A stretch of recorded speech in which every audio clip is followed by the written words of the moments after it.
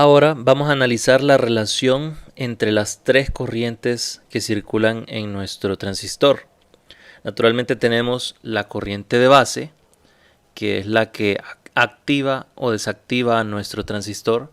Tenemos la corriente del colector, que si es un transistor NPN, esta ingresaría a través del colector, pasa a través del dispositivo y saldría en forma de la corriente del emisor. Entonces asumiríamos que la relación entre estas, en primer lugar, es que la corriente de base es mucho más pequeña que la corriente del colector. Generalmente la corriente de base está en el rango de los microamperios y la corriente del colector en el rango de los miliamperios, en el caso de un transistor de uso común. ¿Por qué? Porque la corriente en la base necesita ser lo suficientemente pequeña solamente para activar el transistor. No tiene que ser una corriente grande. Pero la del colector sí quisiéramos que sea lo más grande posible para que pueda ser utilizada en una carga determinada. Entonces esa es la primera relación. Corriente de base pequeña, corriente de colector grande. Para relacionarlas utilizamos el parámetro o la constancia beta. Y básicamente para que se cumpla que la corriente de base es pequeña y la corriente de colector es grande, para que se cumpla esta igualdad, sabemos que el parámetro beta debe ser lo más grande posible. Entre más grande sea beta, más pequeña sería la corriente de base y más grande la corriente de colector bajo esta igualdad. Acá tenemos un ejemplo. Si se tiene un beta de 50, que realmente no es un valor tan grande, pero bueno, es solamente para el ejemplo, tenemos un beta de 50 y la corriente de base es bastante pequeña, son 350 microamperios. Entonces podríamos calcular la corriente de colector, 50 por 350 microamperios, nos daría 17.5 miliamperios. Acá se nos cumple lo que comentaba yo de la relación entre esas dos corrientes. Y eso es algo que se va a manejar, se va a mantener en todos los casos que se analice un transistor. Entonces es importante tenerlo en cuenta. Ahora, ¿qué pasa con la corriente del emisor? Esa también se puede relacionar con la corriente del colector y básicamente la corriente del colector es muy parecida o muy cercana a la del emisor, pero nunca son iguales. ¿Por qué es esto? Acá nuestro transistor está ingresando la corriente del colector, también ingresa la corriente de la base. Y sabemos por la ley de corrientes de Kirchhoff que la suma de las corrientes que ingresan a un nodo va a ser igual a la suma de las corrientes que salen de un nodo. Quiere decir que la única que sale en este caso, que es la corriente del emisor, va a ser igual a la suma de la de colector más la de base. Eso quiere decir que la del emisor siempre va a ser un poco más grande que la del colector, dado que la de base es bastante pequeña, pero aún así tiene un valor determinado. Entonces, utilizamos el parámetro alfa para relacionar estas dos. Naturalmente, alfa debe ser bastante pequeño para que estas dos sean muy similares, muy parecidas o muy cercanas en valor. Pero aún así no puede ser igual a 0. O bueno, no puede ser igual a 1. Entonces definimos que alfa es lo más cercano posible a 1, pero nunca igual. Porque no es posible que la corriente Y que sale sea exactamente igual a esta corriente que ingresa. Eso nos indicaría que la corriente de base es igual a 0. Y si la corriente de base es 0, no puede encender el transistor y entonces no circularían estas dos corrientes. Entonces alfa no puede ser igual a 1, si no perdería el sentido la ecuación, pero sí lo más cerca posible de 1. Acá hay un ejemplo. Si elegimos un alfa, o nuestro transistor cuenta con un alfa igual a 0.98 y tenemos una corriente de emisor de 19 miliamperios, con eso podemos determinar la corriente del colector. Sería 0.98 por 19 miliamperios y nos daría 18.62 miliamperios. Si se fijan, la corriente del colector siempre va a ser menor que la del emisor, pero no son tan diferentes. 18.62 está muy cercano a 19. Entonces aquí también se cumple esa regla importante que dijimos. Finalmente, se pueden asociar tanto el parámetro alfa como el parámetro beta. Utilizando esta ecuación, podemos encontrar beta a partir de alfa. Beta sería alfa entre 1 menos alfa. Y a la inversa podemos encontrar alfa a partir de beta, que sería beta entre beta más 1. Esto es una gran ventaja, porque solo necesitaríamos realmente conocer uno de los parámetros y utilizando ese parámetro podemos encontrar el otro. Normalmente los fabricantes de transistores nos proporcionan el parámetro beta, pero lo llaman de una forma diferente.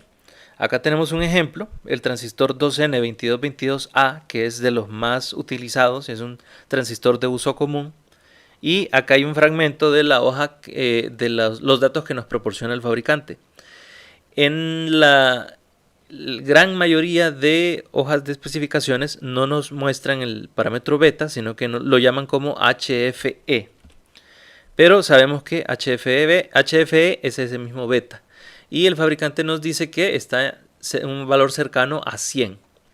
Ahora, el parámetro de beta puede cambiar dependiendo de las condiciones de polarización de nuestro transistor. Para eso los fabricantes proporcionan unos gráficos en los cuales uno puede determinar con mayor exactitud ese parámetro para el tipo de polarización que tenga nuestro transistor. Pero vamos a tomar este valor general, que es beta igual a 100, y con ese valor de beta igual a 100 podemos encontrar el alfa que manejaría ese transistor. Tendríamos 100 entre 100 más 1, ese nos da un alfa de 0.99. Como vemos es bastante cercano a 1, pero no llega a ser igual a 1, como debería ser.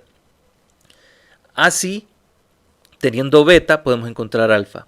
Y si tenemos una sola de las corrientes en nuestro transistor, podemos determinar las otras dos. Si tenemos la corriente de base, utilizando beta podemos encontrar la corriente del colector. Y luego, teniendo la corriente del colector, utilizando alfa, podemos encontrar la corriente del emisor. Entonces, básicamente solo necesitamos tener el valor de una corriente y el valor de uno de estos dos parámetros, ya sea beta o alfa. Esa es una gran ventaja y lo vamos a estar utilizando muchísimo en esta clase. Entonces, es importante que quede claro. Ahora sí, a pasar a un tema que nos compete y es el modelo equivalente RE. En la sección anterior nosotros aprendimos que se puede construir un modelo equivalente de un transistor y que ese modelo equivalente lo podemos utilizar para hacer los análisis de los circuitos en lugar de poner el símbolo del transistor. Eso va a ayudar bastante. También aprendimos que debe tener 4 parámetros principales ese modelo: la impedancia de entrada, la impedancia de salida, la ganancia de voltaje y la ganancia de corriente. Ahora vamos a ver un modelo muy utilizado y es el principal modelo utilizado en el libro de texto, que es el modelo equivalente RE. Vamos a encontrar dos de esos modelos. Uno para la configuración de base común. Acá tenemos nuestro transistor que, si recordamos, cuando está en base común es porque la base está conectada tanto a la entrada como a la salida. Y los otros dos terminales, pues cada uno está en una de esas, o en la entrada o en la salida. Y también recordemos que el base común utiliza un transistor PNP. Eso facilita el análisis de este. Entonces, en este caso tenemos esa configuración. ¿Cómo se vería el modelo equivalente RE de este transistor PNP en base común? Lo veríamos de esta forma. Si se fijan, seguimos teniendo el emisor, tenemos el colector acá y la base, que es la común. Pero en lugar de poner el símbolo como tal del transistor, ponemos estos dos elementos. Aquí en la entrada tenemos un diodo. Básicamente lo utilizamos para representar la conexión que hay en la entrada del transistor. Se comporta como un diodo. Sabemos que el transistor está construido a base de diodos. Entonces esto es razonable. La salida ya no utiliza un diodo, sino que maneja una fuente de corriente dependiente. ¿Y cuál es el valor de corriente que entrega esta fuente? Es la IC, que sería igual a alfa corriente de emisor. Esta es la ecuación que vimos en nuestro repaso de los parámetros de relaciones de las corrientes. Sabemos que la del colector es igual a alfa multiplicado por la del emisor. Y así vamos a representar entonces nosotros el comportamiento de la salida como una fuente de corriente. ¿Por qué? Porque dijimos que si se aplica una corriente en la entrada, la salida va a conducir. Y básicamente eso es lo que queremos hacer con este modelo. Y este sería el modelo RE para un transistor PNP en configuración de base común. Ahora, como cualquier modelo, tiene que tener los 4 parámetros principales. Entonces vamos a arrancar con la impedancia de entrada.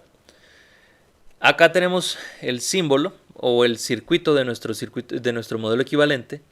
En la entrada hay un diodo y sabemos que un diodo naturalmente debe tener un valor de resistencia.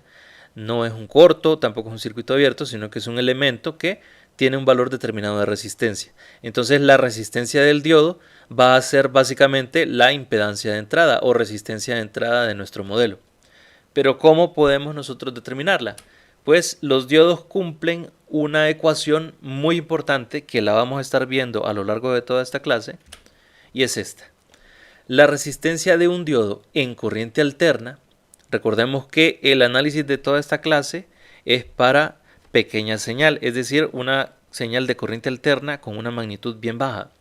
Entonces, la resistencia que va a tener nuestro diodo al aplicarle esa señal va a ser igual a 26 milivoltios dividido entre la corriente que circula a través de ese diodo, pero en corriente directa.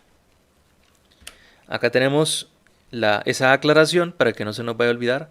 Resistencia de corriente alterna que circula a través del diodo y la corriente la resistencia de ese diodo cuando se le aplica una señal de corriente alterna, y I sub D, la corriente que circula a través del diodo cuando se le aplica corriente directa. Ahora, para manejar una terminología más sencilla, vamos a decir que la impedancia de entrada va a ser igual a la resistencia RE. Y si se fijan, de aquí surge el nombre o el título de este modelo. Es por este parámetro, por la impedancia de entrada. Entonces la resistencia de entrada la vamos a llamar resistencia RE y va a ser igual a esos 26 milivoltios dividido entre la corriente del emisor, que sería la corriente que circula a través del diodo. Pero no cualquier corriente de emisor. Si se fijan, está en mayúscula para dejar bien claro que es la corriente del emisor, pero en DC. Por lo tanto, ya vamos a ir viendo que cuando queramos analizar circuitos que utilicen este modelo, primero tenemos que hacer el análisis de corriente directa. Y el principal parámetro que vamos a encontrar en ese análisis es la corriente del emisor. Una vez teniendo esa corriente de emisor en DC, vamos a pasar a hacer un análisis en AC, y ahí sí ya vamos a poder utilizar este parámetro de la resistencia RE y con eso determinar la impedancia de entrada y otros parámetros que sean útiles en el análisis de la clase. Y bueno, así se determina la impedancia de entrada. ¿Qué pasa con la impedancia de salida? Recordemos que para que se pueda calcular la impedancia de salida, nosotros no aplicamos una señal en la entrada. Es decir, la señal que hay en la entrada debe ser 0. Y si no hay señal en la entrada, no habrá corriente de emisor. O, mejor dicho, la corriente de emisor va a ser igual a 0. Y recordemos entonces que la corriente de emisor determina la corriente de colector. Entonces la corriente del colector va a ser alfa por la del emisor, que sería alfa por 0 amperios. Entonces básicamente la corriente del colector también va a ser 0 amperios, que es la que saldría. Y si esa corriente es 0 amperios, entonces consideramos que la salida es un circuito abierto. Y por definición, un circuito abierto tiene una impedancia muy grande y la consideraríamos entonces aproximadamente infinitos ohmios. Es decir, la impedancia de salida es bastante grande en esta configuración de base común. Y la impedancia de entrada que habíamos determinado antes es una resistencia que depende de la corriente del emisor en DC, que normalmente es un parámetro bastante bajo.